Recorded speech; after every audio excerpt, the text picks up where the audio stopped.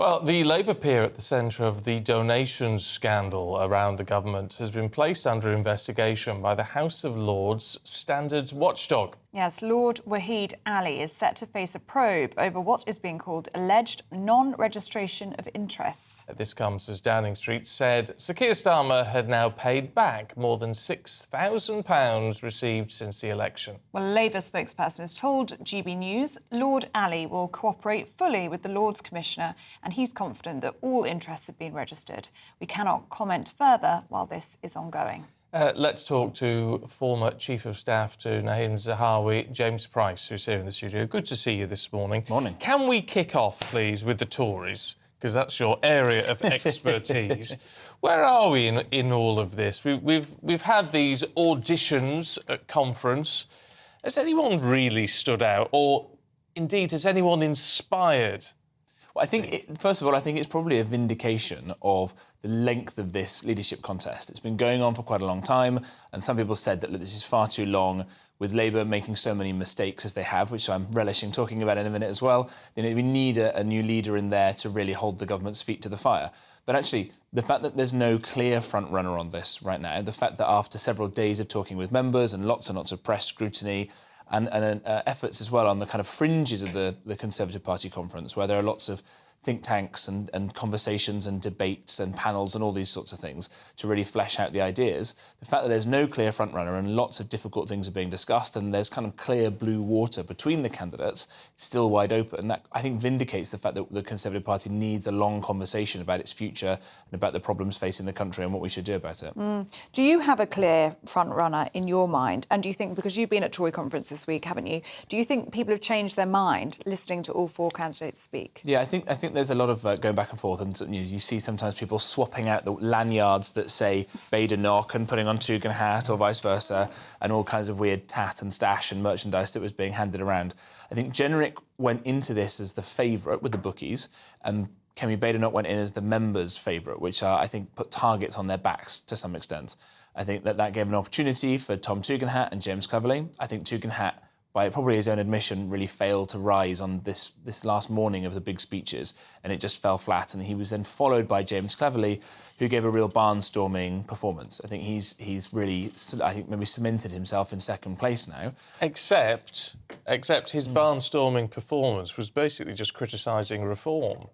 Well, wasn't it? Now, there's an issue with that because, of course, you need to win back. There's no point saying reform and those who vote for them are idiots, because you need to win those people back. And this is part of the problem, that the people who went to party conference, there's a lot of these people, but they're the sort of people who are not so upset or annoyed or frustrated or exhausted with the Conservatives that they still went to this conference.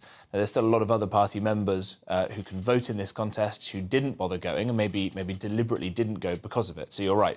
And I think this highlights the challenge, the strategic challenge that the Conservatives have got. If you're Rob Jenrick, you think, right, the first thing I'm going to do is understand why so many people sat on their hands and didn't go out and vote, or why so many went and voted for reform, win those people back, out Farage, as some people would say, and then perhaps over the next few years tack back into the centre and get the kind of Lib Dem defectors and Labour defectors. But other people say, well, no, I'm too tribal, I'm never going to countenance doing anything with reform, I'm going to bash Farage and hope that will kind of win me the selection of the Tory faithful who are still sticking around. And I suppose we've got a month to see which one of those strategies is going to be vindicated. But it will be one of the four of them, which is quite an interesting thing to think, isn't it, when you see pictures of the four of them speaking this week? I think this time next week it'll be down to two. Yes. And that'll be when the cutthroat fighting really starts. Can I ask you about Lord Wahid Ali? Please do. Because he's under Lord's investigation now over non-registration of interests. It's hard to keep up with everything that he's been doing. I mean, fair play to him. The guy's got so much money to be able to keep bailing out Labour MPs and Labour peers and buying people nice suits and glasses and all the rest of it. It's hard to know which one of these is. I think this investigation, there's not been an awful lot of information that's come out about it.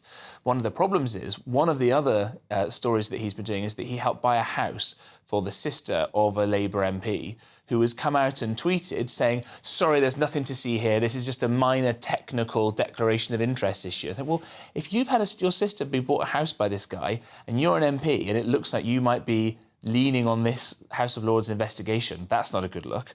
And then it's come out that he's also bailed out a crossbench member of the House of Lords who was found to have double-dipped. She was saying that she lived in Kent when actually she lived in Tower Hamlets, had to pay back a huge load of money. He's bailed her out.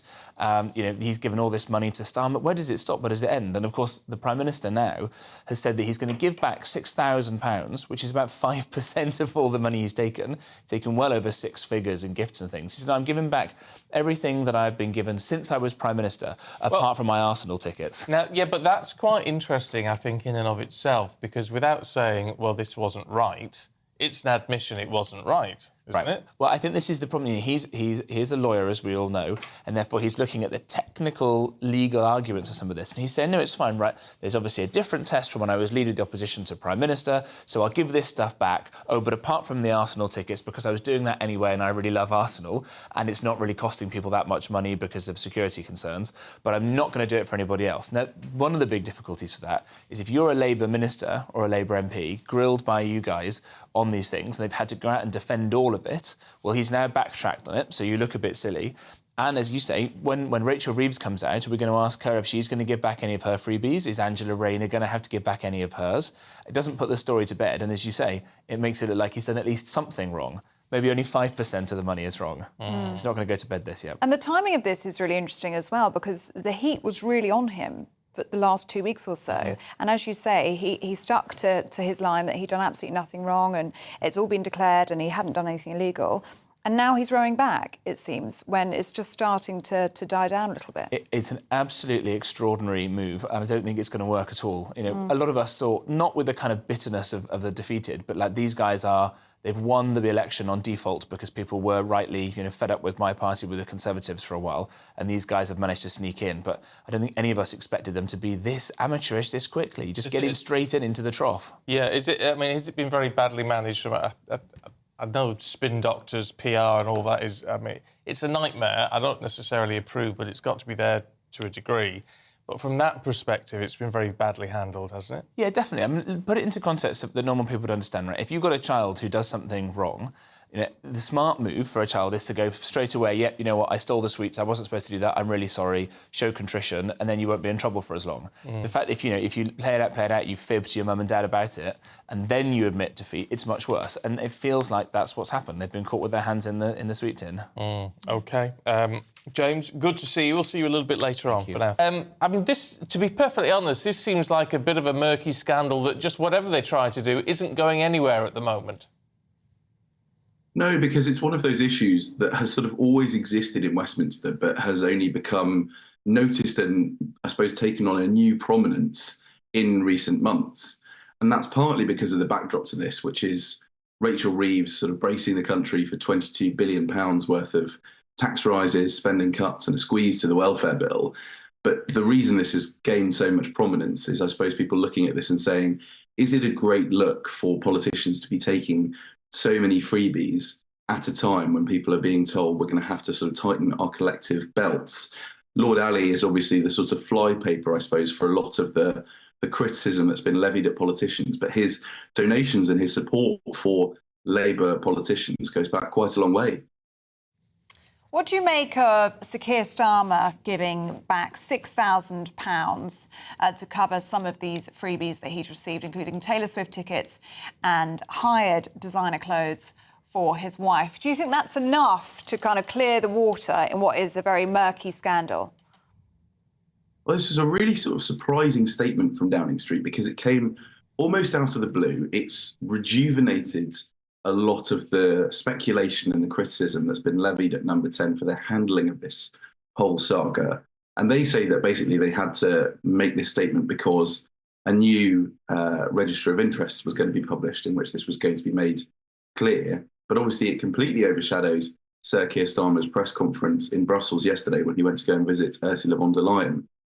It also obviously leaves open the question of whether or not there are going to be further repayments. There are still, I think, £40,000 of freebies and hospitality that the Labour leader and now Prime Minister has accepted. So the question is, why is he paying back the money for some and not others? That hasn't yet been fully explained.